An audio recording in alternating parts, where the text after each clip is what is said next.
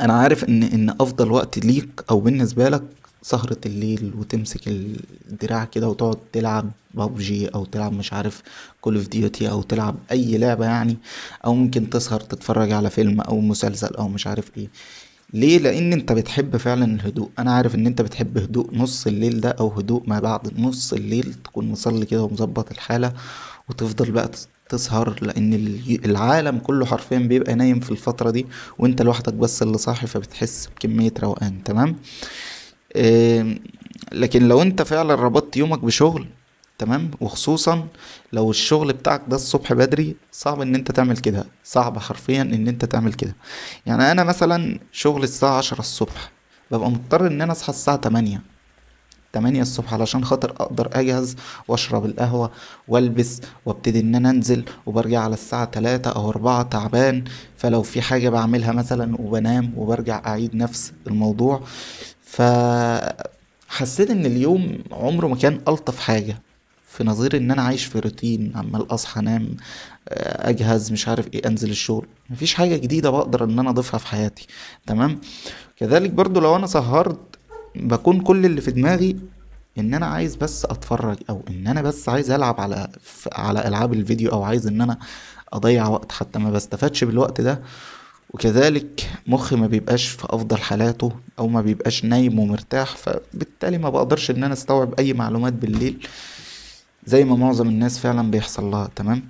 لذلك احنا بننصح ان انت فعلا تنام وتصحى الساعة 5:30 تذاكر، لان انت مخك بيبقى صاحي مرتب معلوماته وكل حاجة فيه زي الفل، فبتبقى صاحي اصلا مخك فاضي حرفيا، مفيش اي حاجة مشتتات طول اليوم، تبقى لسه بادئ يوم جديد. تمام. فانا فعلا جربت الموضوع ده، جربت ان انا اصحى الساعة 5:30 الصبح، تمام، او 5:30 بعد صلاة الفجر مثلا كده بصلي، وافضل صاحي وما بنامش. وبسبب الفترة اللي انا بفضل صحيها دي، بتبص تلاقي نفسك بتنام مثلا على 9 10 بالليل بالكتير، يعني 10 بالليل بتكون نايم. والغريب ان انا فعلا حسيت بنفس الشعور اللي انتوا بتحسوه، او اللي معظم الناس بتحسه في السهر، الهدوء، العالم كله لسه نايم برضو. تمام. راحة البال، حرفيا كل اللي انتوا بتحسوه في السهر انا حسيته في الفترة دي، من 5:30 كده لحد الساعة 7 8 الصبح تقريبا. تمام. ف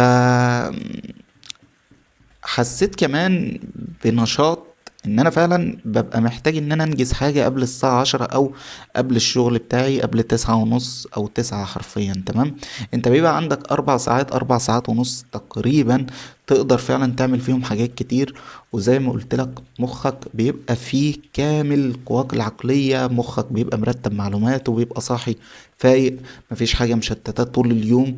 ف قررت ان انا فعلا اكتسب مهارة، او اتعلم حاجة مفيدة فعلا في الفترة دي، بحكم ان انا بصحى 5:30 وبيبقى ورايا 4 ساعات ونص. والوقت ده خليني اقولك ان ربنا عز وجل من بعد الفجر كده، او من وقت الفجر، ربنا بيبقى مبارك في الوقت ده حرفيا. فانت مش هتحسهم 4 ساعات ونص، انت هتحسهم حرفيا 8 ساعات. تمام. فانا لقيت ان فعلا الصحيان بدري ادالي شوية قوة وشوية تركيز وشوية نشاط حرفيا في حياتي. مش هصحى مثلا متأخر، او المنبه مش هنسى ان هو بيرن اصلا وهقوم اطفيه، وانا ظابطه على الساعة 9، فهضطر ان انا ابقى اقوم جري علشان خاطر اقدر اجهز، حتى ممكن ما افطرش او ممكن ما اشربش القهوة بتاعتي وانزل جري علشان خاطر الحق الوظيفة بتاعتي او الحق الشغل بتاعي. تمام. فانا هبقى مجبر ان انا انجز حاجة يعني. في صحياني بدري ده هبقى مجبر فعلا ان انا انجز حاجة، ما انت هيبقى قدامك وقت طويل اصلا. تمام.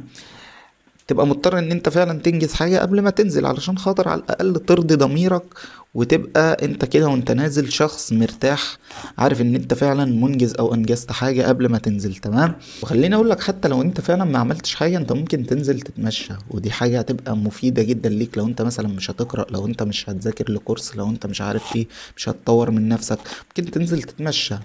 ممكن تنزل الجيم بتاعك الساعة 7 الصبح ولا حاجة، تفضل تصحى كده تجهز وتظبط حالك وتنزل.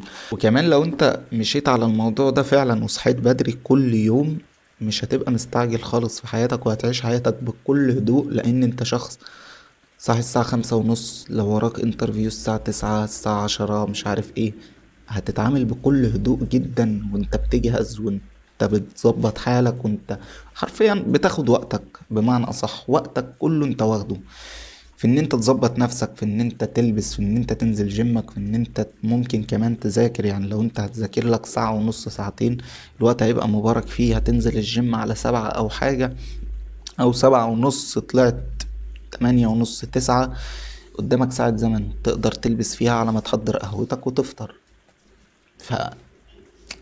فالموضوع حرفيا يعني حلو جدا، حلو جدا، لان انت بتبقى واخد وقتك.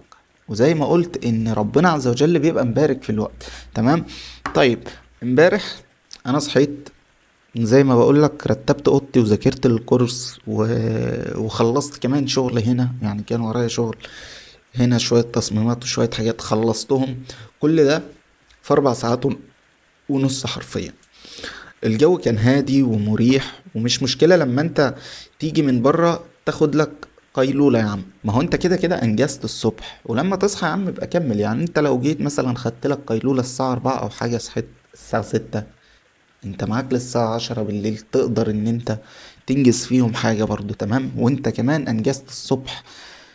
فتلات حاجات لازم تخلي بالك منهم في حياتك. التلات حاجات دول حرفيا ضدك، دايما هتلاقيهم ضدك. اول حاجة الدخان، ابعد عن اي نيكوتين او اي دخان خالص. حرفيا ده بيدمر لك حياتك، بيدمر لك اعصابك، بيدمر لك صحتك. كمية الاضرار اللي انت ممكن تشوفها منه رهيبة حرفيا. تمام. تاني حاجة، ودي سهل ان احنا نلعب فيها، النوم.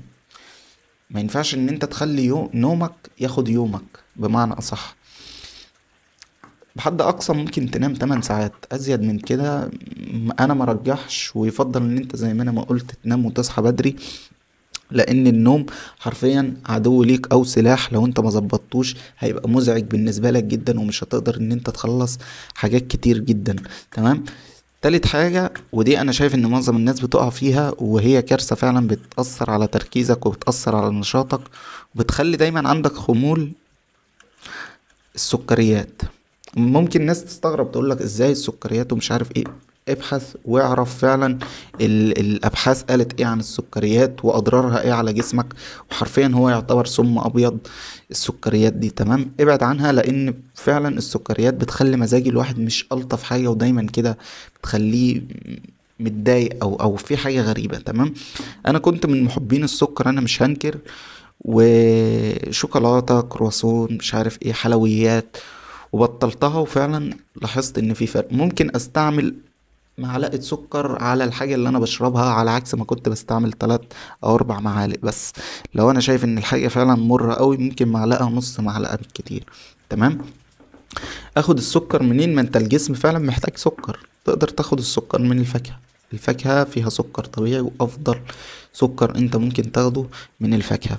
وفي الاخير ما تأثرش في التمرين بتاعك او في الرياضة بتاعتك، لان العقل السليم في الجسم السليم، زي ما انت ما فاهم. واصحى بدري، ما تنساش. السلام عليكم.